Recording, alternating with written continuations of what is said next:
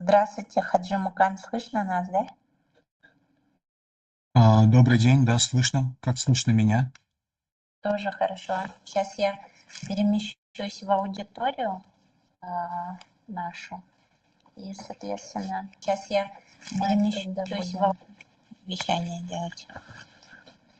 Бахтахужа, у вас получилось этот делать стрим?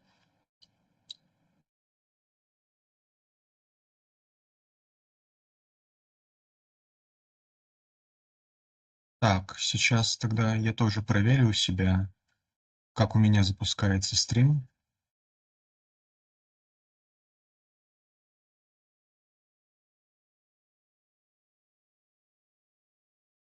Так, прошу дать обратную связь. Видно ли, что я сейчас показываю?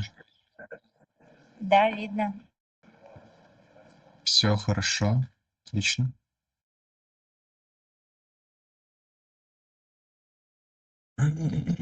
Так, это мы сюда переместим.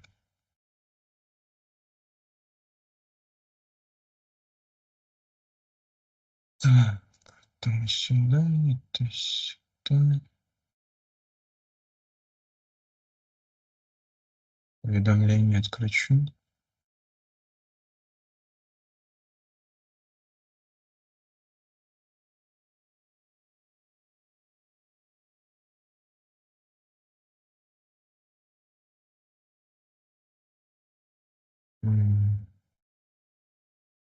Notifications, notifications.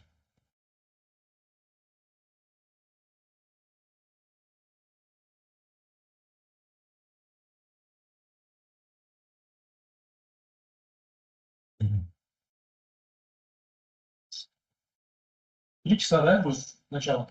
Это общее начало, в 3:20 мое.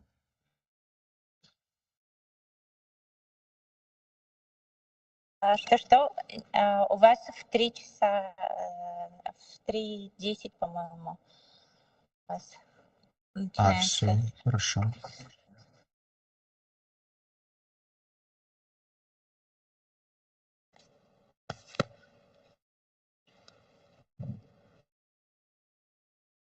Так, я здесь напишу.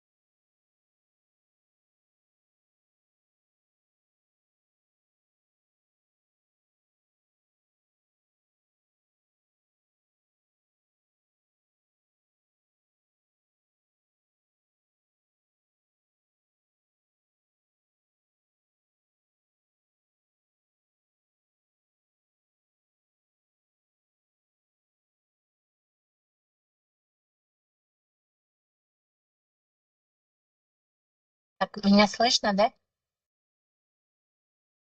Да, вас слышно. Все хорошо. Я переместилась в другую аудиторию. Всё.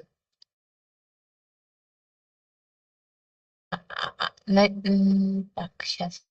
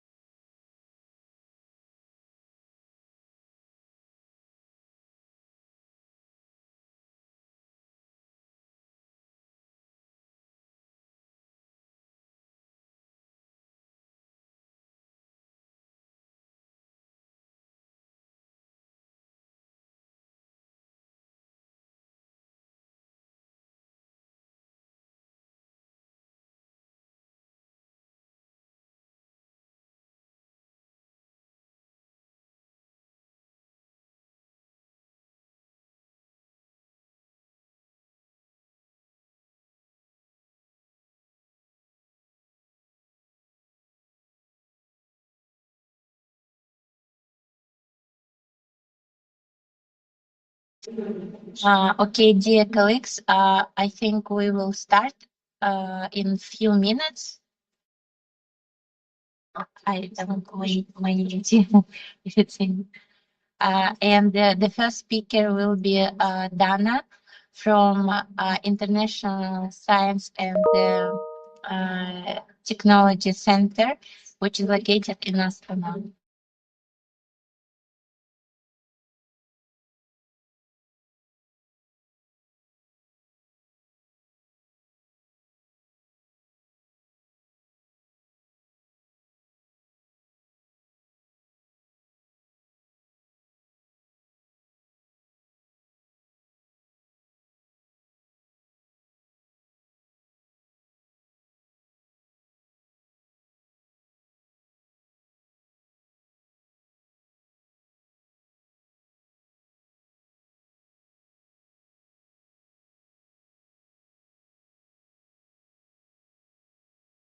И запись English, right? Ой, okay. Okay, so please welcome our first speaker, Dana Mubarakova, representative of ISTC. Thank you. Can you close?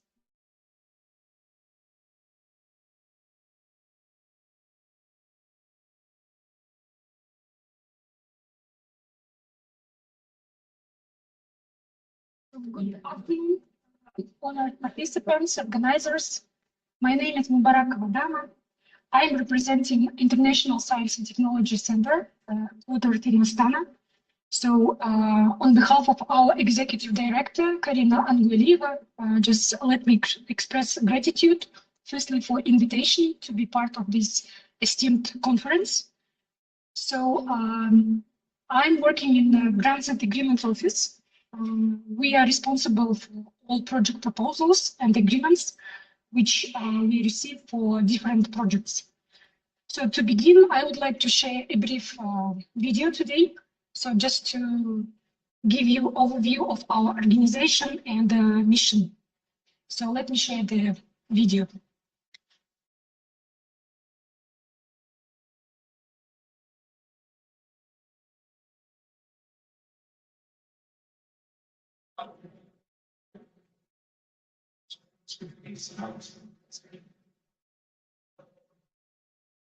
Он надо будет зашерить с нашими, да?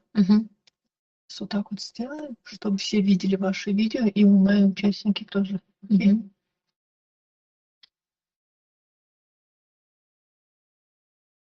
Всё.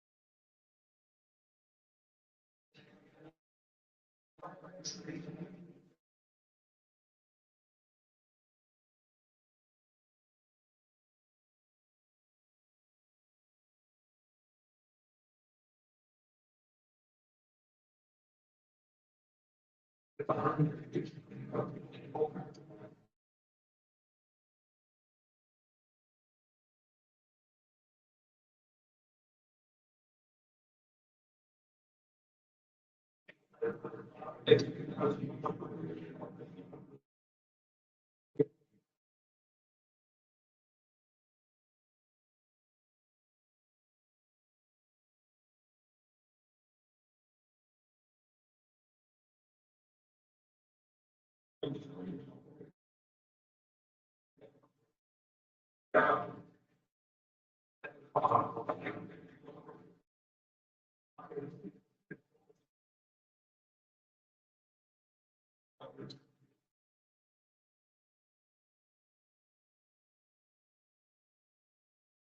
you. So this is just a short, brief video, as I told you, to give you an overview of our organization.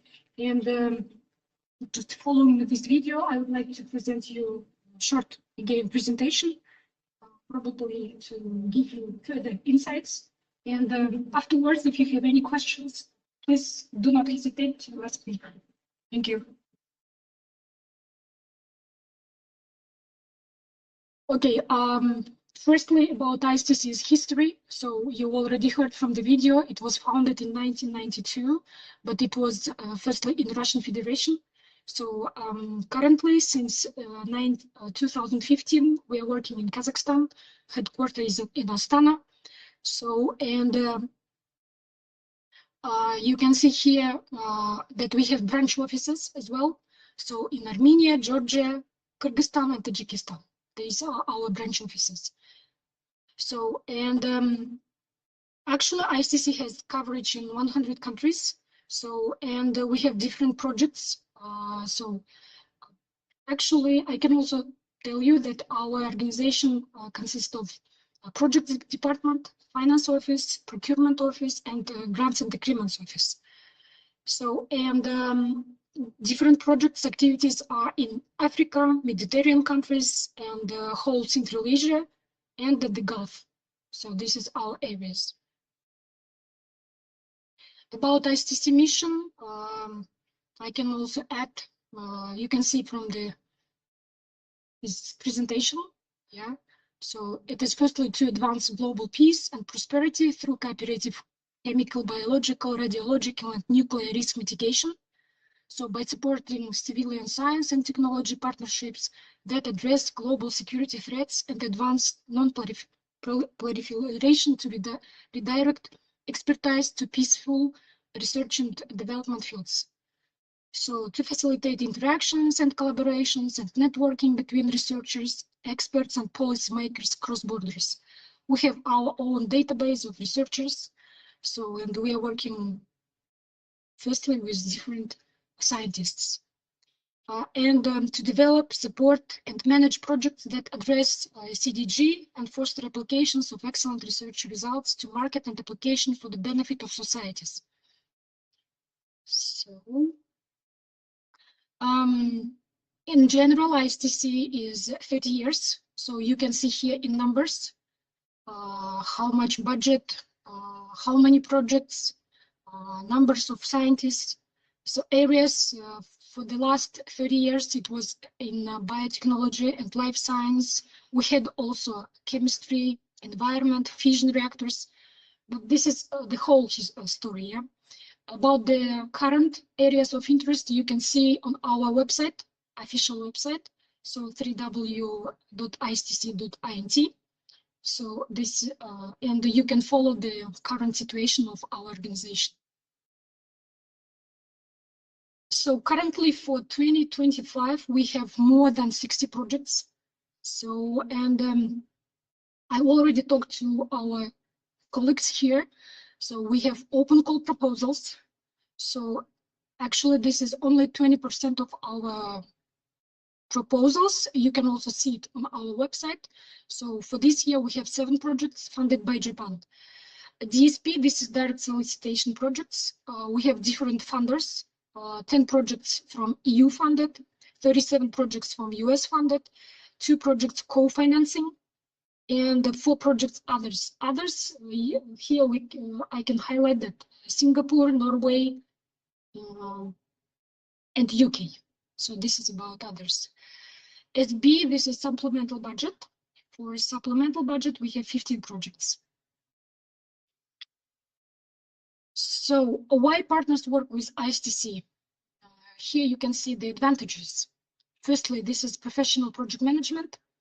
So cross-functional bilingual teams, on-site monitoring and audits, a branch office, as I told, partner support, So low-cost research development, diplomatic status, direct tax-free grant payments, which is really helpful nowadays, customs and duty-free imports, complete control of funds assured, and drive co-funding. So trusted scientific partnerships. You can also see from 100 of qualified institutes and more than 1,000 of scientists in Central Asia and Georgia. 16 partners from public and business sectors, 70 memorandum of understandings with variety of organizations sharing our mission and values across the globe, and continuing support and project delivery like procurement, raising awareness, trainings, workshops, conference, travel, so work plan development, implementation, matchmaking capabilities. So this is about advantages of our partners. You can see here ISTC Future. So this is about developing new programs and activities in response to member countries. In the video, you heard about the member countries of ISTC. Outreach to new countries and regions. This is our directions now. So trigger science diplomacy to bring awareness and support in vulnerable regions on CBRN and on emerging threats. And building new partnerships, support for structural reforms in the knowledge sector, develop expertise and technology application, project skills, strategic thinking, so research excellence, scaling up partnerships. This is just short future plans of ISTC. Science diplomacy, okay, and this is firstly research and innovation. Yeah, at the forefront of the preparedness, resilience, security, and crisis response. So what else? Mobilization around the world, yeah, constructions, energy efficiency, mobility, agriculture. So you can look the information here. So thematic priorities, yeah, this we can also call them area of interest of ISTC. So this is about biosafety, biosecurity, seismic monitoring, radiological source, clean energy, dual use,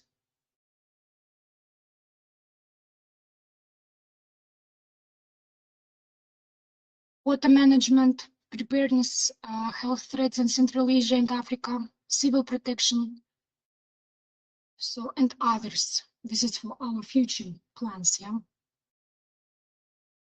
Okay. So all the information, as I told you, you can find on our website. Here you can also see the contact numbers. We are located in Astana. So, and all the main staff is working in Astana. Okay, thank you for your attention.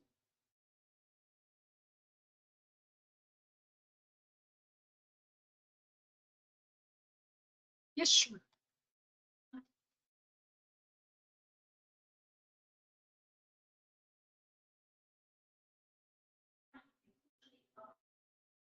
Funding some projects, should be some time when the application can be started to apply.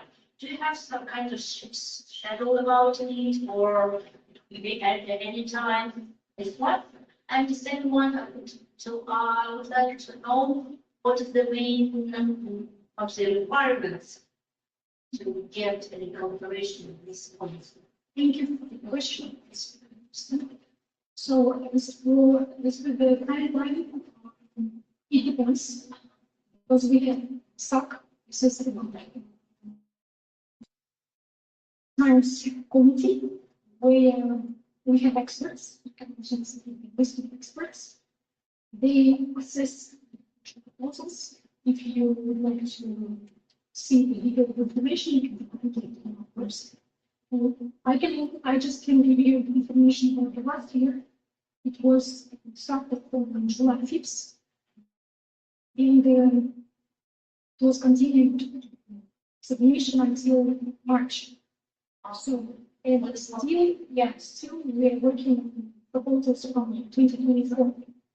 So currently for this year, we just issued forward website. When you will receive official information, you just publish it. And it's exactly you see. I see. About the collaboration, yeah. Elizabeth to send official letter to our recruiter, to the executive director, and you can be a partner for us to see, and we can discuss the steps about the collaboration. You'll be happy to engage on collaboration, or field of science. And the money is from the different countries. Right, because components in the No, actually, we have funding sources from the European Union, Japan, and Colombia. arts. This is the And on the website, they can see the direction, which is. yeah, about the direction, this is we call the area of interest. Yeah. So if it's compatible with this area of interest of West, so we can discuss the project. Interesting.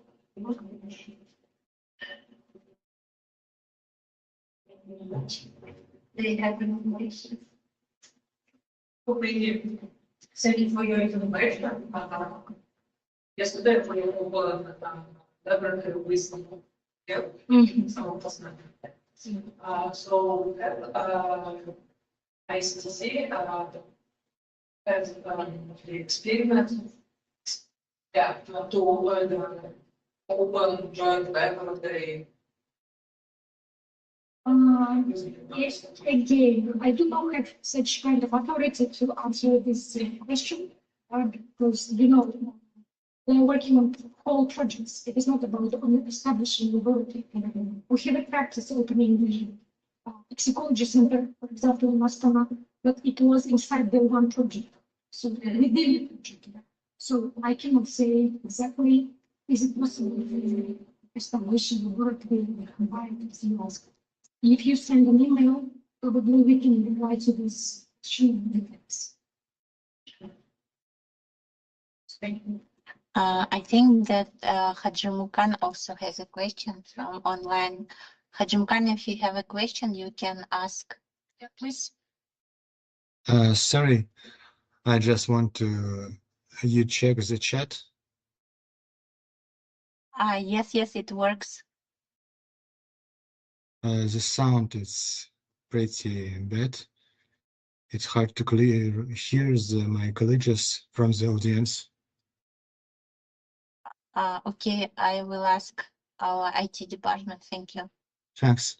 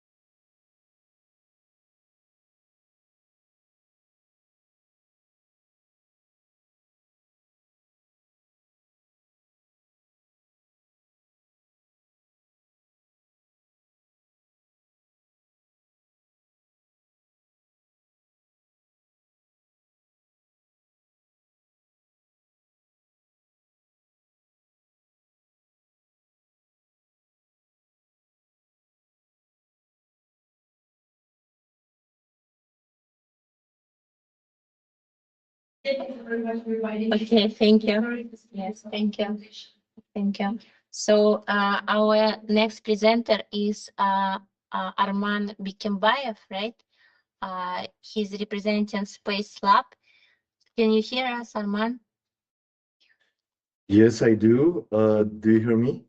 Yes, yes. Okay, so very nice to be here. I would like to say words to Kazakhstan British Technical University. It's always good to work with them. So I would like to show you presentation regarding our valve sensor and asking about how do you think can we do the cooperative research together. One moment. Yes, this one. And I'll try to explain what collaborative research can be done. So our startup is called Space Lab, and the motto of the company is Space Starts from Earth. It means that every technology that we are working on, first it should be applied in Earth, and after that it goes to space. Our international achievement 2 years in a row, 2024, 2025, we were recognized by F6S community, startup community, as top 5 space companies, space startups in Silicon Valley, and top 50 in California. Our mission is to prevent natural disaster and national and human-caused disasters, and also to do the cutting-edge sensors and essential equipment for this. Problem is that the problem we are working on, it's one of the problems, is that workers on the production sometimes leaves valves opened, and it can cause leaks or even safety hazards. So that's why we developed our so-called valve sensor. It is the sensor that measures the angle of the opened valve, percentage of opening, and transmits data to a server to determine where the valve is open or what the percentage is opening. Do you see it consists from like sensor that measures like magnetic field, gyroscope and accelerometer, of course, and magnets underneath. That's why it works so well. We have a competitor, Belgian startup, it's called Aloxy, and they're developing the same sensor, but they're using not magnets, statical magnets, but the other sensor, statical one. And they're doing the calibration of measurements together of Earth magnetic field. So when during the very big magnetic storms, it can like measure wrong things. So that's why you're using like strong static magnets. We have a patent already, and should be like we should receive PCT in next year. So this is how it looks like closely. So now we are working on new research and development. So can we include in this technology, for example, acoustic sensor that can measure the flow rate? Because we can measure the vibrations using our accelerometer. And also, if we have acoustic sensor, then we have everything about the vibrations in the tube. And using the neural networks, so that to receive the data from the these sensors and the data from the oil and gas factory or like water factory, we can do the correlations between both measurements, and after that can even do analysis what's happening in the tube using only data from our sensor. This is the research and development that I would like to propose to the colleagues that we can work together. Yes, this sensor sends data using LoRa 1, because we are like having the order from Tingish and it can live up to 5 years. This is how it can look like the monitor dashboard. So current flow, we understand what's happening, what the sensor is showing or not, etc. So yes, thank you very much. It's not so. This is the market. So we see the market in Kazakhstan is up to 50,000 at the moment. Central Asia 25, Southeast Asia 45, MENA 40,000, Europe up to 35. This is our partners. So we passed several foreign acceleration also. Now trying to go using this network to MENA region, also trying to contact with the guys in Indonesia, using the contacts in Telkom University in Indonesia, one of the best engineering university, not one, it's the best one. We have very good connections there. And also we are working on this with universities here. Oh, why it's not here yet? Sorry, KBTU is not here. We will add it for sure. So our achievements we have received, we have participated with this development in Digital Almaty, also in Natural Oil and Gas University International Conference, won third place in development of Petro Digital Forum startup competition, and this is our testing bed on the left side. This is our team. Thank you very much for your attention. And if you would like to ask questions, I would be so glad to answer.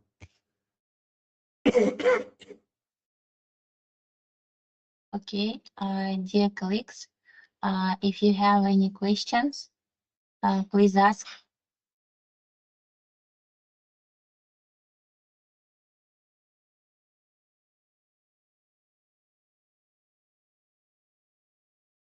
Thank you very much.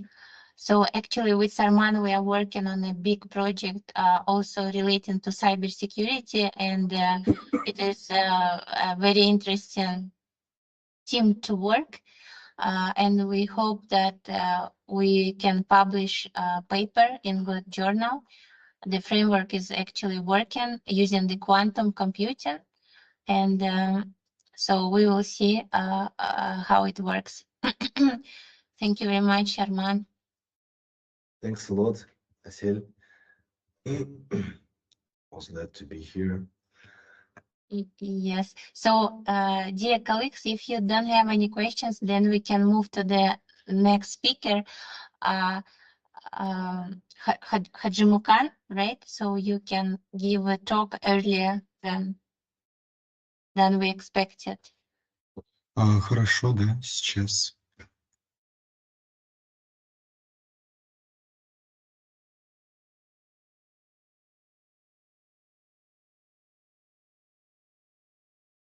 And the next speaker after Hajimukan, it will be our honor guest, Aida Karajanova from United Nations. And so she was invited also. Therefore, after you, Hajimukan, it will be Aida, and then Muhammad Murataliyev by time, on time. Так, как видно, слышно? Видно, слышно, хорошо. Отлично. Так, добрый день, уважаемые участники конференции, коллеги. Сегодня меня зовут Хаджимухан, я представляю компанию Eco Energy. Я на должности инженера в этой компании. Сегодня я бы хотел вам рассказать о нашей революционной технологии, которая меняет подход в автономной энергетике и также вносит значительный вклад в достижение ЦУР. Так, речь сегодня пойдет о технологии Power ESS. Это инновационная система, которая обеспечивает энергетическую независимость в самых удаленных уголках мира. Это помогает минимализировать ущерб и поддерживает глобальную борьбу с изменением климата. Прошу прощения, не полной картинки. Так.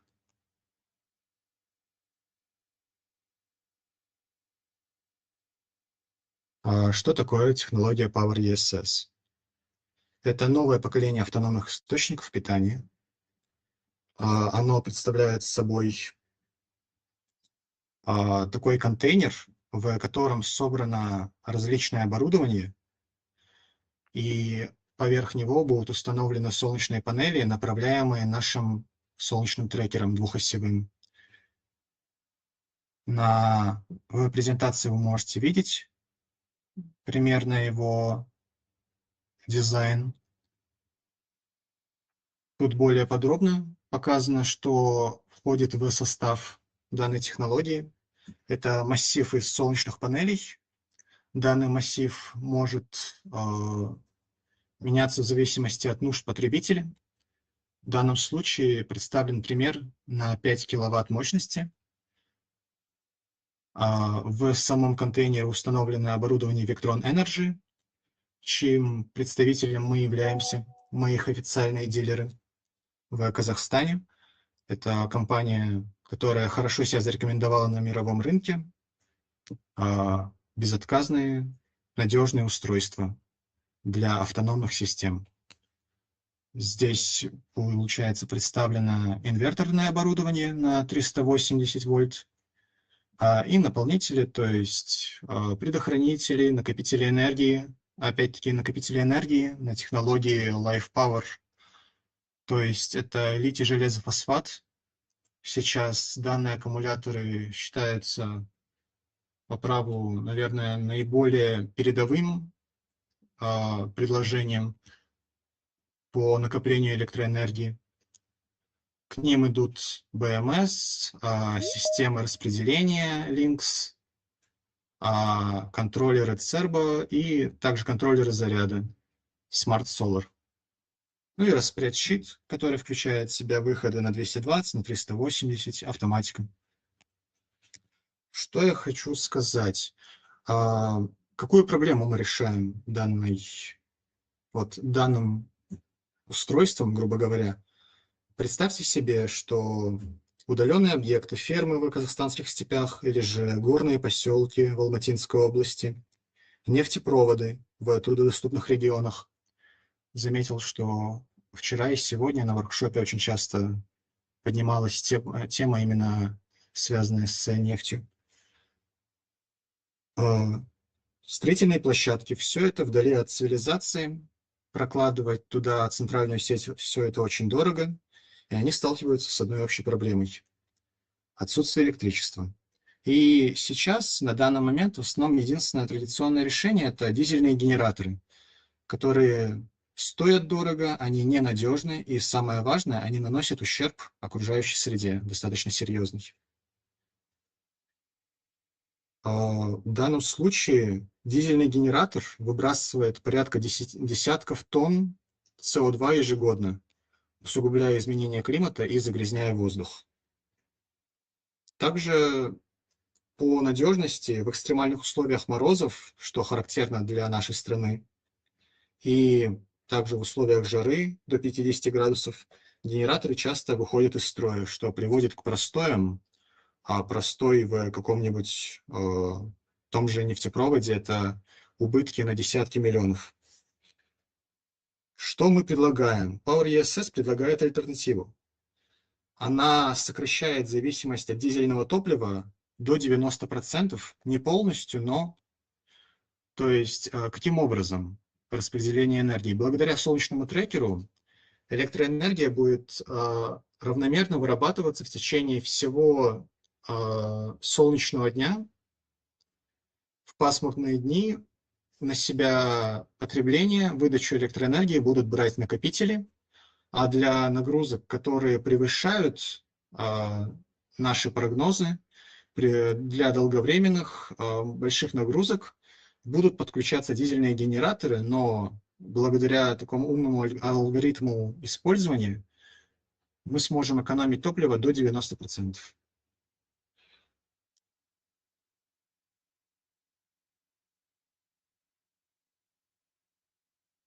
Так, на данном слайде я обобщил то, что я только что сказал, что технология Power ESS позволяет нам максимально стать более независимым к дизельным генераторам, снизить и расход топлива, и снизить выброс СО2, также повысить надежность электропитания.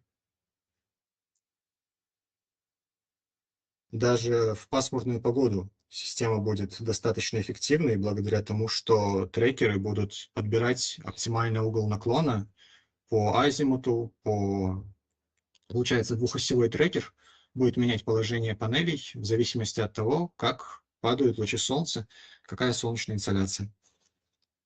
Все это управляется на базе Victron. Система распределяет энергию между солнечными панелями. Те, в свою очередь, заряжают литий-ионные аккумуляторы. Их срок службы превышает 20 лет.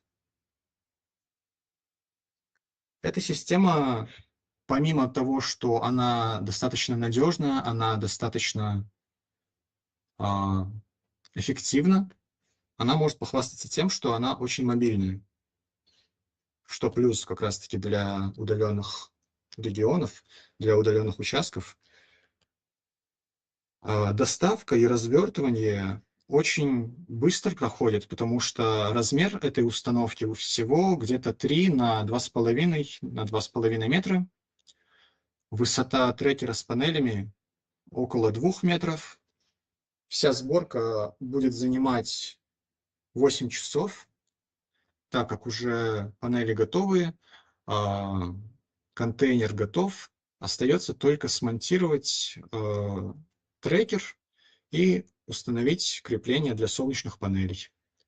Трекер это также не обязательно, если заказчику нужно как можно сильнее удешевить всю эту систему. Возможно, установка просто панелей стационарно.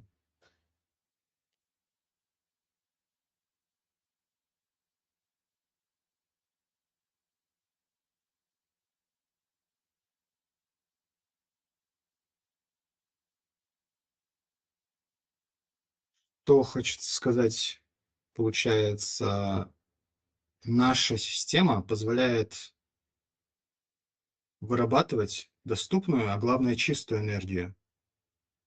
Она снабжает регионы вне зависимости от того, поставляют ли какие-либо ископаемые, топливо горючее.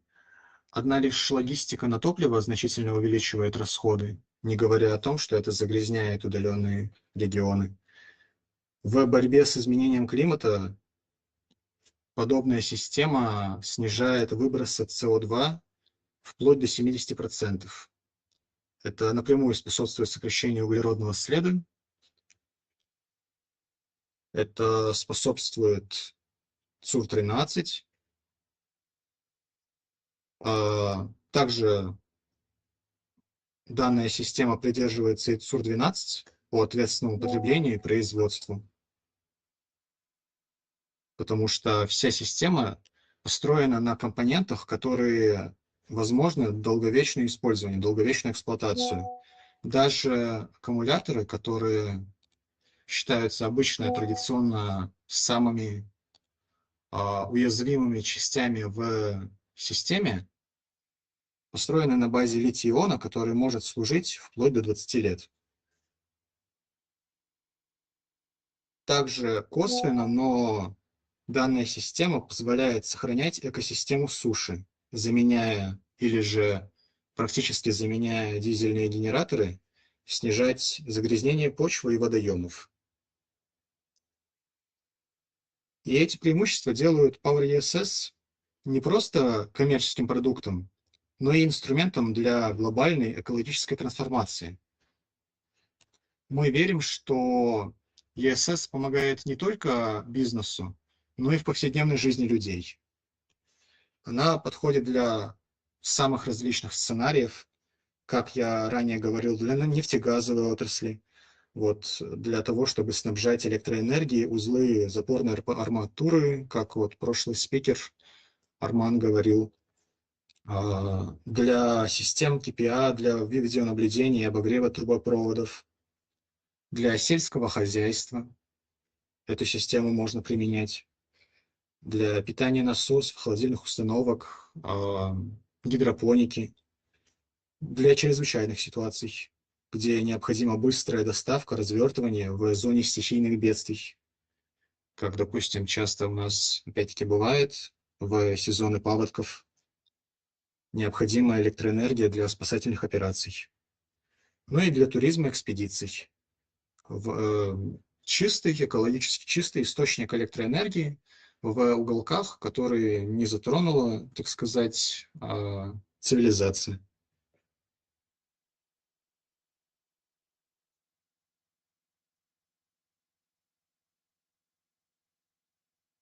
Мы видим огромный потенциал для масштабирования. Практически 70% территории Казахстана лишены центральных сетей, но обладают высоким солнечным ресурсом. И Power ESS может прекрасно вписаться в нашу стратегию по переходу к зеленой энергетике. Мы сократим зависимость от ископаемого топлива, ускорим переход к зеленой энергетике в рамках стратегии 2030, сделаем энергию доступной для самых отдаленных регионов. Уважаемые коллеги, так как я, получается, выступаю от компании, я хочу призвать вас к сотрудничеству. Мы ищем как клиентов, так и партнеров, которые разделяют нашу миссию сделать чистую энергию доступной. Инвестируя в Power ESS, вы не только получаете финансовую выгоду, но и вносите вклад в глобальную проблему с изменением климата. Это шанс стать частью трансформации, которая начинается здесь, в Казахстане, и распространяется на весь мир. Также приветствуются инвесторы. Если таковые есть, мы всегда готовы к сотрудничеству. Будем рады получить от вас обратную связь, вопросы. Так, здесь я резюмирую все, что я сказал выше. Время освободиться от оков проводов, стать хозяином своей энергии. Благодарю вас за внимание. Если у вас есть вопросы, я готов ответить и обсудить возможности сотрудничества. На этом все. Спасибо. Спасибо большое. Уважаемые коллеги, если у вас есть вопросы онлайн, офлайн, можете задать вопросы Хаджимукану. Арман? Да, здравствуйте, Хаджимукан. Я вот хотел, спасибо за презентацию, хотел задать вопрос по поводу... Так, а у вас есть мини-панели? Ну, то есть не такое большое, а вот прямо что-то... Просто у нас мы спутниковые терминалы еще делаем для как раз задач многих удаленных мест. И нам нужно автономное питание. Вот. Мини — это значит размер панели порядка 50 сантиметров, я так думаю, ну или до метра максимум, от 50 до метра. И нужно, конечно, с блоком питания. Им нужно понять, могут ли они жить на улице и как долго, и сколько это будет стоить, ну примерно хотя бы поверху. Да, в целом панели небольших размеров есть. В основном мы сотрудничаем с Longi, но также используем и другие панели. Также есть и те, которые подходят к вам по размеру, то есть до метра длиной. Давайте обменяемся контактами. Если вам интересно, я смогу вам уже более подробно описать варианты, стоимость установки, стоимость таких панелей, в целом, как это будет система выглядеть. По работе на улице, да, без проблем. То есть все сейчас солнечные панели приспособлены для того, чтобы выдерживать существующий наш климат казахстанский, резко континентальный. Они обладают высокой ударопрочностью, устойчивостью к перепадам температур, к влагоустойчивостью. Все, вижу ваш номер, хорошо. Так, сегодня с вами свяжусь.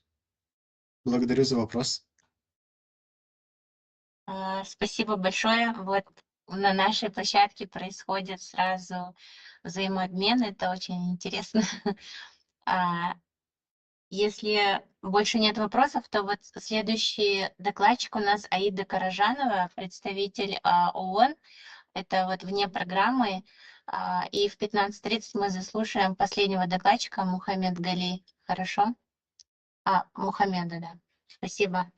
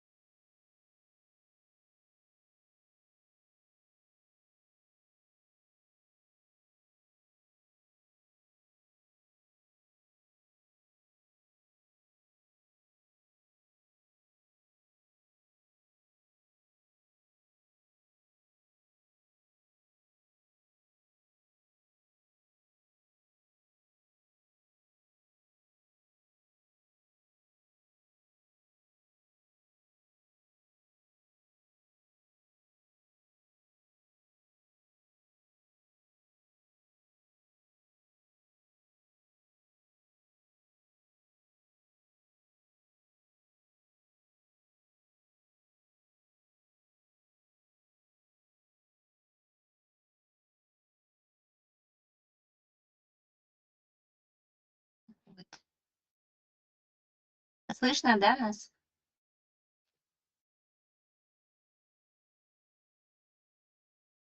Пока молчат. Значит, не Да, слышно. вас слышно. Спасибо. Хорошо. Уважаемые коллеги, я изначально подавала свой доклад в эту сессию, а потом его квалифицировали на бизнес-форум. Я расширила и сейчас немножко опять сузила, вернулась к основной теме. Поскольку я работаю в Организации Объединенных Наций, в ИСКАТО, и вчера, если кто-то уже слушал, я докладывала о наших инструментах искусственного интеллекта, которые мы используем для предупреждения ЧС, раннего оповещения и планирования сценариев отклика на разные ЧС. То в целом я хотела бы обратить ваше внимание, что круг моих вопросов – это в основном поддержка политики. То есть если работа идет наука и технология, а также Science Technology Interface, то моя тема поднять это для уровня политиков и предложить им такие механизмы, такую работу, при которой они могли бы содействовать работе малых и средних предприятий, могли бы содействовать работе бизнеса, правительств и всего комплекса, научно-технического комплекса.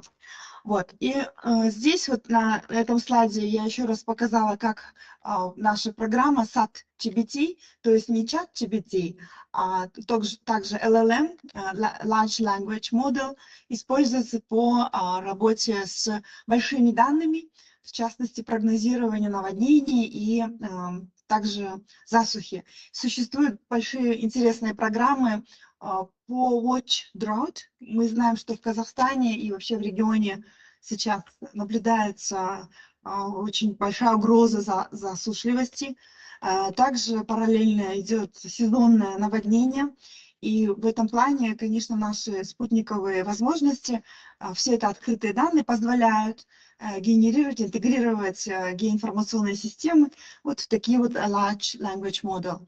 В свое время мы разрабатывали другой тренинг, то есть сейчас это тренинговая программа, потому что любой код, любой прогноз требует кодификации. Вот только одно изображение наводнения требует более 600 строчек кода.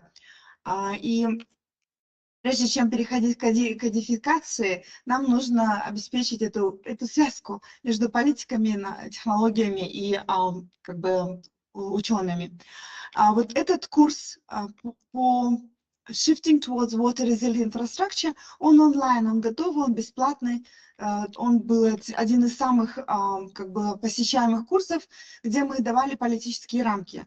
И этот курс как бы в целом смотрит на цели устойчивого развития, и я показала на нем, я как разработчик этого курса показала связку между всеми целями устойчивого развития. То есть если речь идет о питьевой воде или экономических вопросах, или городское водоснабжение, то все это взаимоувязано с тем, чтобы политики могли работать не каждый в своей теме, да, узкой, а могли как бы учитывать запросы всего региона. Вся моя презентация, она сводится вот к 4 пунктам. Это основная картина, то, что мы переходим к центру цифровой трансформации как регион. То есть если рассматривать земной шар как 5 регионов, Азиатско-Тихоокеанский регион самый крупный. Здесь 62 государства. Центральная Азия – это только 5-6 стран вокруг Мударисы, Аральского моря. Вот. И второй пункт, второй тезис – это то, что вчера я уже обозначила, это то, что искусственный интеллект, он трансформирует весь сектор обработки сточных вод. Почему это важно, я хочу показать, потому что речь, когда идет о сточных водах, нужно понимать также терминологию. У нас есть если политики, они не химики, они не могут как бы оперировать терминами, которыми мы оперируем, как точные науки. И поэтому легче с ними общаться с большими как бы такими параметрами. Вот через цвет. Мы взяли цвет и как бы предложили, что зеленые воды – это те сточные воды, которые выходят от… это дождевые, это снег, это влажность. Голубая вода – это та вода, которая как бы сточная, она идет от рек, океанов, морей. Что мы имеем дело как в городе на промышленности – это серые и черные воды. То есть серая вода обычно она безопасна для технического использования, а черная вода и желтая вода – это промышленные источные воды, это фекалии, это все, что касается обработки после всей промышленности в промышленности beautification, да, вот где мы используем это обычно в здравоохранении и в парикмахерских салонах, и во всех этих местах, где используются химикаты. Основная политика, о которой мы говорили, это то, что нужно субсидировать децентрализированное управление сточными водами. Децентрализированное – это то, что системой, чтобы каждый акимат, если это в Казахстане, каждый город имел возможность управлять этими сточными водами не одна установка на весь город или там, допустим, в Казахстане, да, в Бангкоке я живу, в Бангкоке у нас 4 установки, а прямо на каждом кондоминиуме, на каждом предприятии. Чем это интересно? Это тем, что вода возвращается в систему или через охлаждение, или же через как бы другие нужды, она возвращается в инфраструктуру.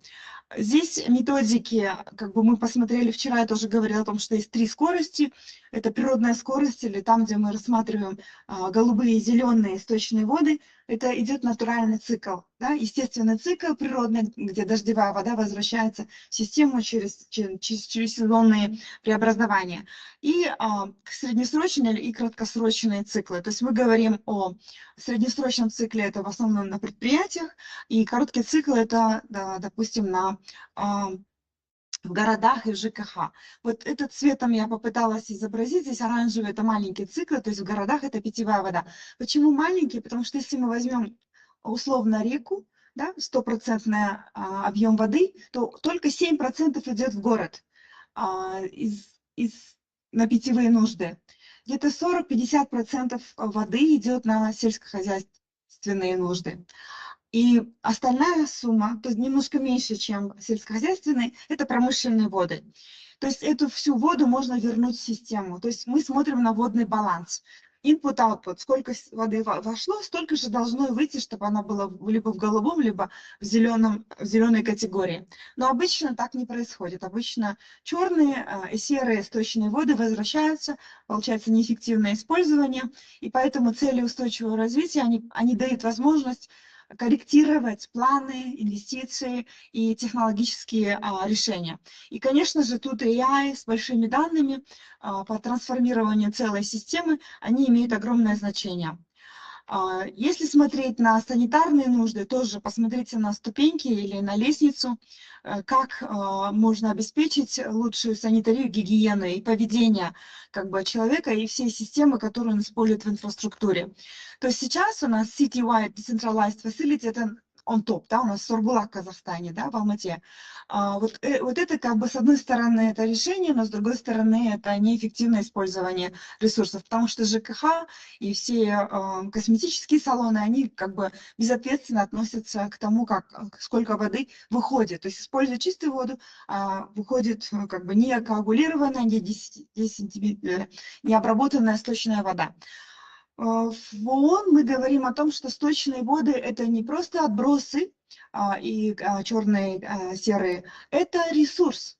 То есть как химики вы, наверное, знаете, что ресурсы могут быть разные. То есть это может быть тепло, это может быть электричество, это разные соли, также питательные вещества, fertilizers. Фосфор. Фосфор – это как новое топливо, как новые oil and gas в системе, компосты, чистая вода, все это можно посчитать. И вот представляете, у вас на уровне ЖКХ или на уровне предприятия вы уже можете это все выделить и собрать. Да? Собрать, и потом, если это делать сервисную экономику, то все это можно будет через коллекторы опять возвращать в систему. При этом будет более низкие цены, появляется возможность этой системы уже коммерциализировать, монетизировать и применять наиболее умные, наиболее appropriate technology, чтобы они были экономически состоятельные, экологически устойчивые и социально принятые. Ну, в целом, через ESG, обработка сточных вод, вы знаете, что здоровье населения улучшится. Мы понимаем, что по времени у нас получается экономия, и также у нас выбор есть. И со своей позиции в ООН я предлагала правительствам всего региона рассматривать бюджеты, рассматривать дополнительные финансирования, специальные трастовые фонды, и вот эти схемы можно будет применять. Что произошло с тех пор? То есть если мы улучшаем политику в области обработки сточных вод, мы улучшаем здоровье и качество воды, тем самым улучшается экономика, улучшается даже CAPEX, OPEX, системы все в балансе входят. И при этом у нас появляются возможности построения новых работы и нового вектора предпринимателей.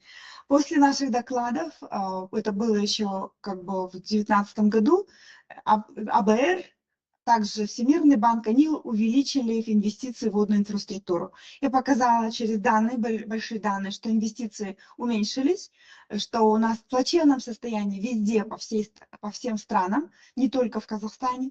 И в результате эти субсидии и инвестиции увеличились. Но мне кажется, это все еще не дошло до места акиматов. То есть я, допустим, смотря на собственный пример, акимат в Алмате, я смотрю, что никаких не предпринято решений. То есть нужны инновационные подходы, нужны системы ИКТ, нужны айтишники, чтобы они могли показать через проектные возможности, какие есть меры с тем, чтобы decision maker, тот, кто сидит, управляет ресурсами, привлекает финансирование, мог понимать, что через машинное learning, через deep learning можно будет, через генеративные модели, можно будет улучшить состояние и управление водными ресурсами. Я вкратце предложила некоторые примеры. В целом, если эта тема заинтересована, мы можем работать как с политиками, так и с научно-техническим ресурсом региона. И также через, я не знаю, если это не модель GPT, то можно будет отработать системы обзора, наблюдения, диагностики, а также принятия решений, цифровых решений в обработке данных. Вы можете посмотреть на большие масштабные политические рамки в наших отчетах. Вчера я говорила о том, что цифровая трансформация претерпевает уже 3 цикла, 3 больших цикла, то есть страны, которые начинают цифровую трансформацию, где не так хорошо с инфраструктурой, где только-только появляются документы в цифровом формате, они находятся в первой категории. То есть их можно будет обучать, их можно будет поддерживать, субсидировать, продавать свои решения. Есть вторая категория стран, где есть законы уже, где есть положения, где есть попытки улучшить. То есть, допустим, Казахстан, он может находиться в одной из 3 категорий. Он может быть и в первой категории, если это удаленные места, и он может находиться во второй категории, когда есть законы, положения, и даже есть ЦГУ, да, цифровые госуслуги. Но в плане масштабирования мы отстаем от тех стран, в которых это очень развито, то есть система акселерации. Это передовые страны, это Китай, Корея, Япония, Сингапур. И отдельные, наверное, на местах у нас есть примеры во Вьетнаме, в том же Казахстане, Узбекистане, Кыргызстане, которые можно масштабировать. Там идет акселерация разных методик. Вот это все мы посчитали, посмотрели, вы можете увидеть карты вот этой цифровой трансформации и можете понять, куда продавать тот или иной продукт. То есть не обязательно это продавать только в Казахстане для казахстанского потребителя, но также можно масштабировать это на регион. Поэтому Казахстан предлагает, кстати, в ООН создать систему или центр цифровых решений именно в Казахстане, в Алмате, с тем, чтобы это была ООНовская структура, которая могла бы только рассматривать, может быть, тематически разные цифровые решения. Вот ЦГУ, кстати, в Казахстане цифровая карта семьи, наподобие этого нигде нет в мире. Вот сейчас МЦРИАП разрабатывает с НИТом цифровую карту бизнеса, а мы, как Эската, смотрим на цифровую зрелость цифровых госуслуг. То есть, таким образом, если мы попробуем эти примеры уже на практике через предпринимателей, через ученых, предложить технологические решения, то получится очень интересная программа. Я таким образом закончила свое выступление и предлагаю на будущее посмотреть, какие мы можем организовать новые связи на следующие 5-10 лет. Да, потому что знаю, что технологии быстро устаревают, со скоростью света меняется все. Китай предлагает огромные возможные платформы, в которые можно подключиться бесплатно или можно очень маленький тариф подключиться. Казахстан предлагает, у нас юникорны предлагают. А как это используется в интернете вещей? То есть как это используется у нас в быту, в ЖКХ, на производстве, да, металлургическое, строительное, дорожное производство. Вот как это все используется, вот этот весь потенциал, он не разрешен. Большое вам спасибо. Я закончила. Ахмед.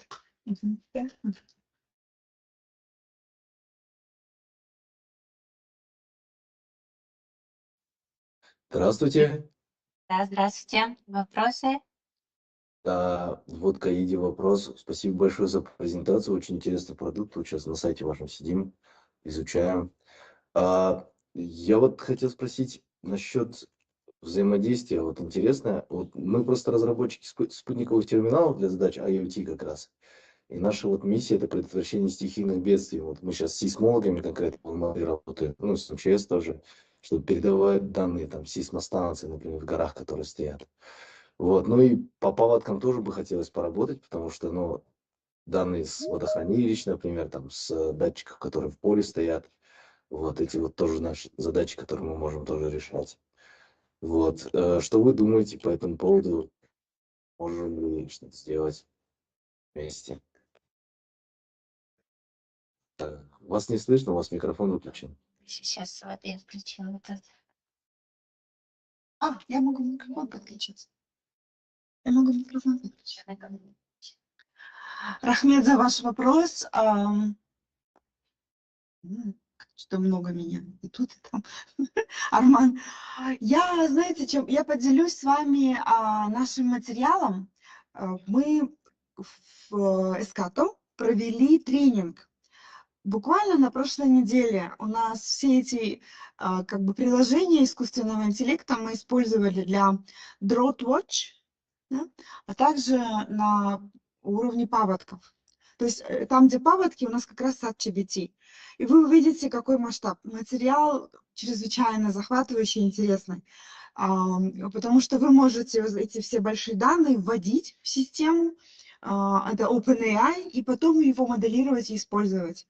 И вы представляете, если вы освоите это все, вот сейчас мы все это даем бесплатно, но если сейчас правительство, я вам дам контакты, вы в Казахстане, да? Я вам дам контакты в Казахстане, кто сертифицирован. И им нужно будет работать с вами, понимаете? Им не с кем работать. Они сертифицированы, а масштабируемости нет. То есть мы дали бесплатно.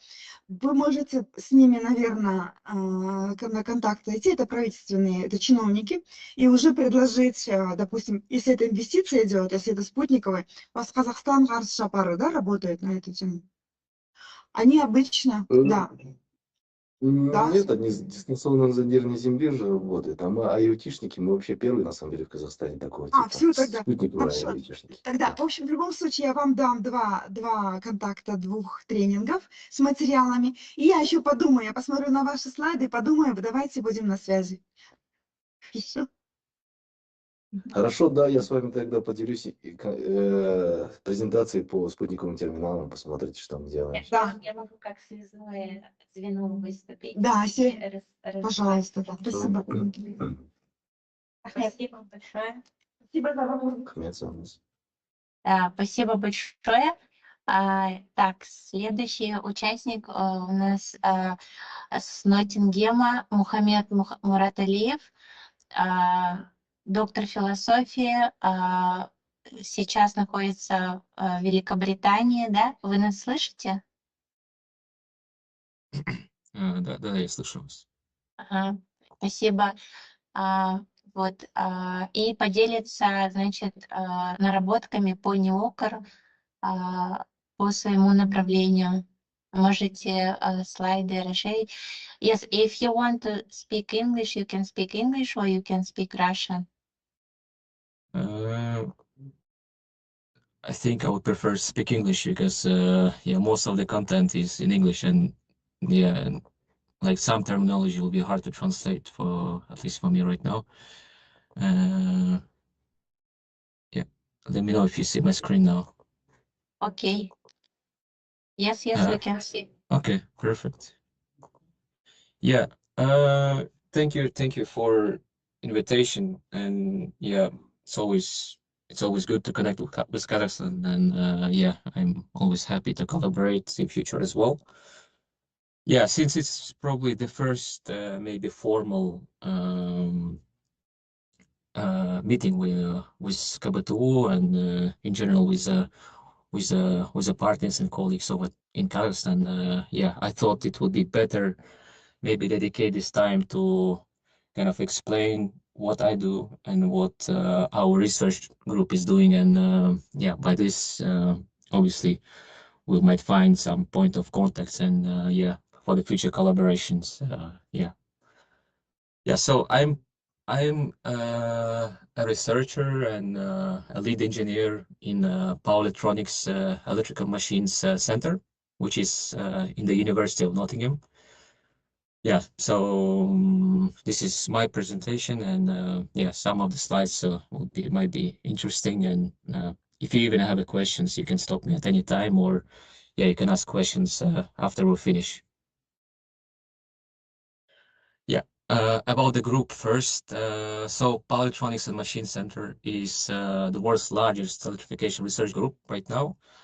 So we do have more than 160 researchers, academics across the campuses, and yeah, among which we have around 26 academic staff, which are most of them are professors, and 70 research fellows, and more than 78 PhD students working right now. And yeah, we have more than 35 million pounds of active research grants and projects.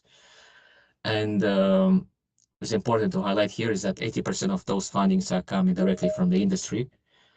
And yeah, and our primary focus is transportation electrification. So we electrify automotive, marine, railways, and right now, for example, there is a heavy focus on the electrification of the aircraft, as you probably know. So we work with all types. So we work with the MO electric, the hybrid electric, and like a more kind of a special components as well for the aircrafts. And we do have a lot of projects working on the renewable energy. Many projects on industrial motor drives, and yeah, the big focus as well, of course, on energy generation. And yeah, we are supported with the big bodies here, and industrial and as well the government bodies here, some among which are probably famous one, the Royal Academy of Engineering and the Clean Aviation and Advanced Propulsion Center in UK. Yeah. And yeah, so here I would like to highlight that 80% of the funding is coming obviously from the industry. So we do have a strong industrial collaboration. So in the form of consultancy or in the form of just industrial projects with them. Yeah, and I think it's an important thing to consider because right now we are at the point where all of our technology is kind of getting heavily industrialized. So yeah. About our expertise. So we cover all domains of that is related to the electrical motion. So this includes basically 4 core subcomponents. So first is electrical machines. Second is the power electronic systems, the motor drives and electrical systems, and power electronics integration. So all those 4 core components obviously makes up the energy conversion. So whenever you have electrical energy to mechanical energy, so that's we cover basically all the expertise in this direction. And we, yeah, here are just some of the important academics and the researchers, obviously. Yeah. Yeah. So here is a bit of our location. So we are at the PMC, so Electrification Center, which is located in the Jubilee campus. The Jubilee campus is one of the campus of the Nottingham University, and it is primarily research campus. And yeah, we do have a lot of collaboration and very well connected to other important buildings, for example, the research acceleration, and so like which is focus a lot of the hydrogen. Then not so far away from us is the Aerospace Technology Center, which we collaborate like daily. And just across the road, basically, there is a GSK Carbon Neutral Laboratory, which is more related to pharmaceuticals and yeah, sustainable chemistry, etc.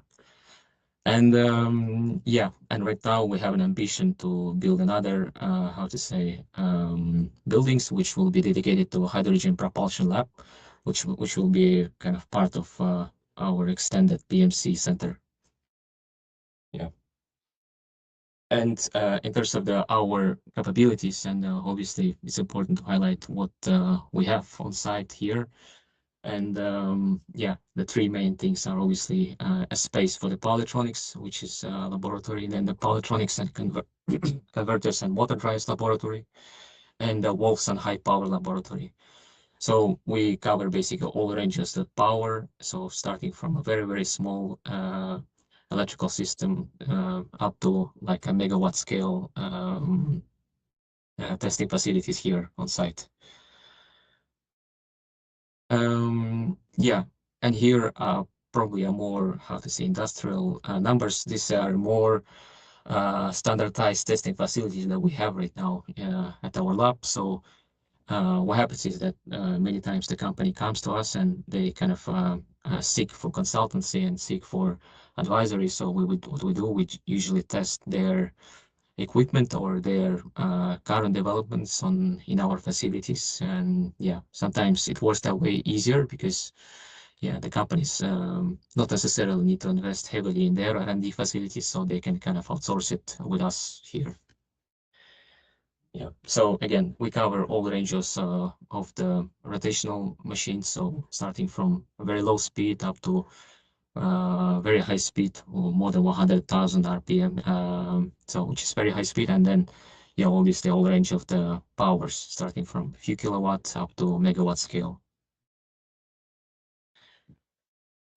Yes, so this slide is just a kind of a demonstrator of some of our developments, which are right now heavily implemented either in industry or continue further for further R&D refinement. So here we do have some kind of actuators, motors for fault tolerance. So they are primarily used for aviation or yeah, like in general aerospace applications. So aircraft starter generator is also an important technology we have, and yeah, obviously implemented here. One of the challenging as well projects was a very high torque green taxi motor, which is implemented for the aircraft traction. So this is an interesting motor. So basically, if you can imagine the aircraft when it's on the ground and like when it's just ready for the takeoff. So if you know the aircraft is basically driving on the ground. So yeah, now is possible to have an electric motor like so to do so for more greener and more fault tolerant technology. And yeah, obviously we do a lot of the projects with additive manufacturing. So it's additive manufacturing in general enable us and opens up the room for us to explore a different motor shapes and motor. So many times, obviously, in the projects we are kind of limited with the manufacturing capabilities, and so we have to play, you know, projects with what we have and what we can manufacture actually, and what we can test. So additive manufacture kind of opens up this room for us because yeah, you can get quite a flexibility in terms of manufacturing.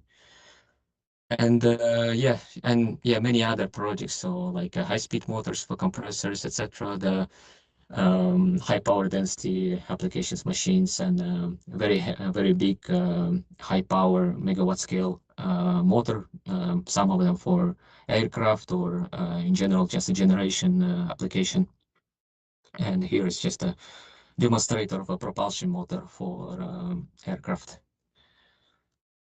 Yeah.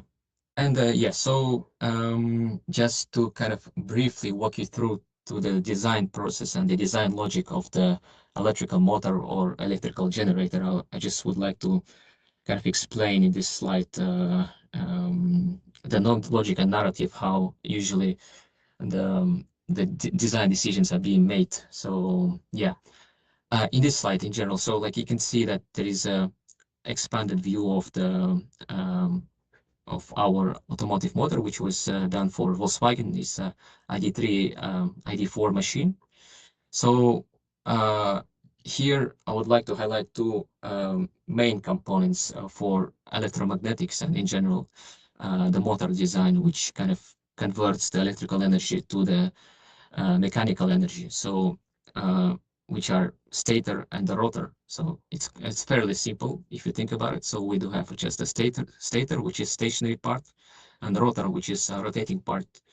So stator, yeah, here is just a bit more detailed view, is the drive end and non-drive end. So drive end is the one that is coupled to mechanical output, and the non-drive end is obviously non-coupled to that. So yeah, and the rotating part is here. So yeah, in general, how the power is being converted is obviously that the current is applied to the stator, and the electrical field is generated on the stator side and is interacting with the rotor field. The rotor field is usually constant, so in this case we do have a placement of the permanent magnets on the rotor embedded inside of the structure of the rotor. And basically what happens is that the electromagnet of the stator is interacting with the rotor and making it to move or spin in any direction, let's say, if controlled properly. And so that's probably the most important components of the machine. And here is two, let's say, if we could generalize the motor design, I think these two equations are probably fundamental and explains the logic overall of the motor, how we take the design in general. When it comes to the power, which obviously is the critical demand, obviously right now we live in the world where the industry and in general energy is asking for more and more power. And from the motor point of view, there is two components to that equations, which are the torque and the rotational speed. And then the torque is obviously kind of broken down into three fundamental components, which kind of simplifies everything, which is basically V, B, and A. So torque is equals to VBA. It's kind of a rule of thumb equation when we think about it. And so the V stands for the active volume of the motor. The B is basically magnetic loading and how much magnetic field the motor materials can carry. And A is the current loading, is how much the current we can push through the stator winding. And obviously this is limited by the thermal management of the system in general. And and obviously all three of them are highly challenging, and at some point we faced some issues or like complexities on the design side or whenever we work with the customers. And one of the kind of modern design is that and easier to increase the power is just to increase the speed, which is basically rotating speeds, and we are not really dependent on the volume and on the magnetic properties of the material and then electrical loading, so we can minimize the loss as well. And the job of the machine designer, such as myself, is just to carefully balance all those components. So the volume, the magnetic loading, the current loading, and the rotational speed. And we are always trying to improve each one of them. And it's always very, very different from industry to industry. What are the requirements? And we always play with those fundamental, let's say, quantifiable parts of the equations. And I think it's important to understand those equations because they will keep you the logic of in general projects that we do. And right now, this is just a slide to demonstrate the subcomponents. So this is a very nice demonstrator of one of our propulsion motor. And data is хорошо.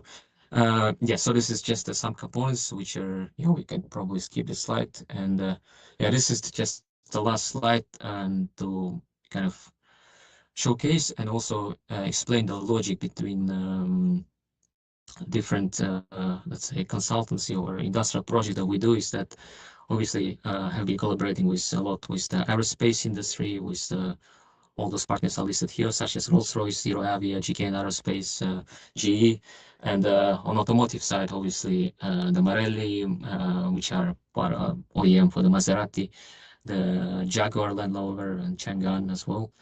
And the main KPIs, if we could narrow down them, it's if we could narrow down the key performance indicators from each industry, which at the end impacts the design, is obviously efficiency, the low cost, and the power density. And the logic is that you cannot have all three of them. It's always a kind of play around them.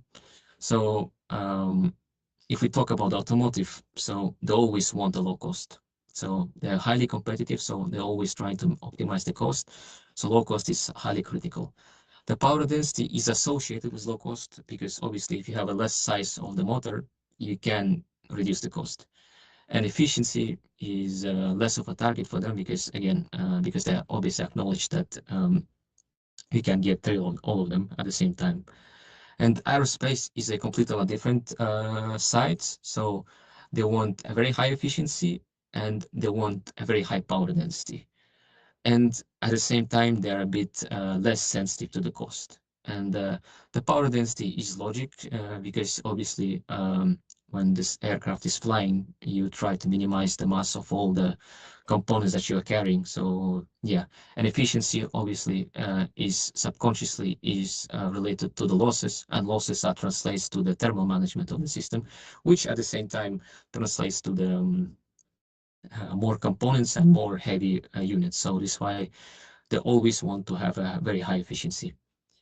And yeah, this is just for your interest. Again, just the last bit of my presentation is the it's kind of my observation of the project that we're working on and how they are kind of so different and how it affects our design logic in general with the project that we're working. So here we can cover volume and speed, design, testing and complexity, flexibility and regulations, cost and risks, and engineering focus. So if we talk about the volume and speed, so they are so different in aerospace industry. For example, they are have a very low volume production, obviously, and yeah, if, for example, if you take Rolls-Royce, they produce maybe only 200 units per year.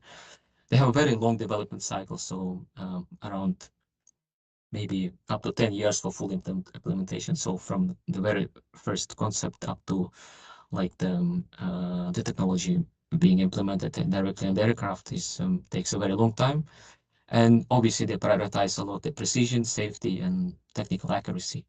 From the automotive industry, like it's a completely different market, so they want a very high volume. So for example, the Bosch, which is OEM for big companies like Volkswagen or Audi, they produce roughly 5 million motors per year, which is a very high volume. And they are very fast with the projects in general, with implementation. So from the very start of the project up to time to the market, it's from 6 to 12 months maybe they take it, and they are focused on repeatability. So they always do have a reference design, so they always have a good starting point. They have a previous generation, so we can compare it's like an iPhone, let's say. So they always have a starting point, and yeah, they're working in this fast-paced environment. They design, testing, and complexity. So here on the aerospace is obviously always different, so always customizable design, and yeah, for each application, because there are a number of applications on board of the aircraft that is utilizing electric motors. For example, yes, right now they are targeting the propulsion motor, as you can see here, like one of our concepts. And yeah, and testing takes a very long time, so there are a lot of testing requirements that are, let's say, related to reliability, obviously, all potential hazards and all certification standards. So it's a very long and complex process. And on the automotive industry, it is more standardized designs. So they always know what they want directly from the day one, and it requires less flexibility because obviously the industry is so refined, the technology is already so refined, so that you don't really need to change a lot in each generation of the motor. And testing is super fast, so it takes maybe up to 2 weeks to complete the yeah, up to 2 weeks to complete the full testing. So yeah. And in terms of the flexibility and versus regulation, so probably you're aware that aerospace is a heavily regulated industry. So this is why obviously we don't see still the electric aircraft, and yeah, because obviously you have to meet all those regulations, and obviously all those big companies are working strongly on this and invested heavily in the meeting all those regulations and requirements. Yeah, and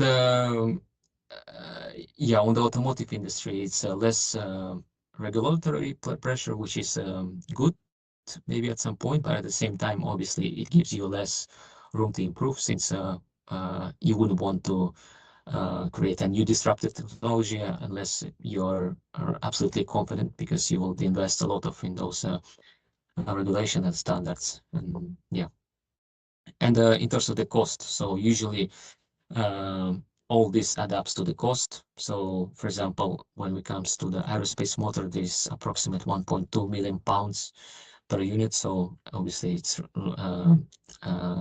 related to all these development cycles that we discussed right now. And and risk is obviously managed through the a very detailed testing and many design iterations of the prototypes. And automotive industry, as you can see, is 300 pounds per motor, which is a very lean and very cost driven application. And yeah, they are heavily, like, their risk is heavily managed through the large scale standardization, which is basically when everything is standardized, the risk is basically minimal.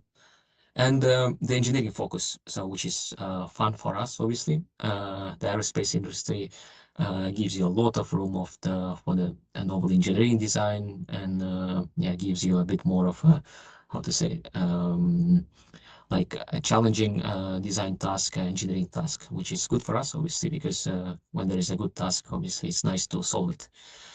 And yeah, it requires a heavily cross-functional collaboration between the lab people, between the researchers, between the industrial engineers, between the government bodies, between the regulatory bodies. So all those work together to kind of certify and make the motor possible.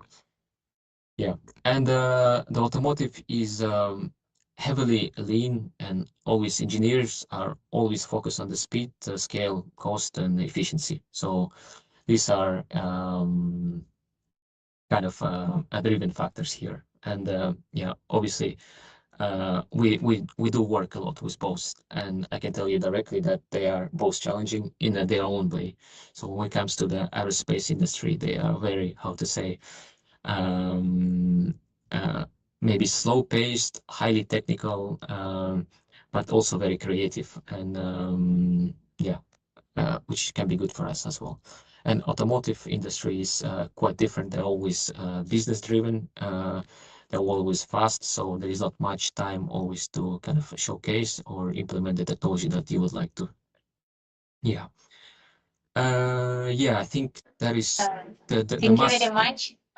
Yes, think that's my last slide. Yeah, thank you. I hope that gave you a good idea of what how we work. And yeah, again, I'm always happy to collaborate. And in case you have any questions as well, I'm happy to answer.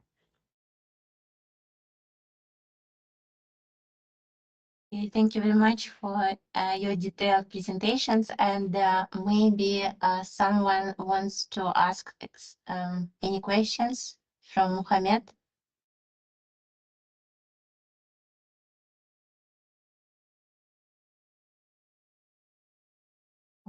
Okay, if not, then we would like to thanks to all speakers and participants. And actually, we are launched the stream in YouTube, and we will share the summary of the workshop and YouTube link. And thanks again. And we will share all presentations for between speakers. And anyone who wants to get a presentation, we will share as well. So, Aida, yes. I have a question. Maybe you can ask from here.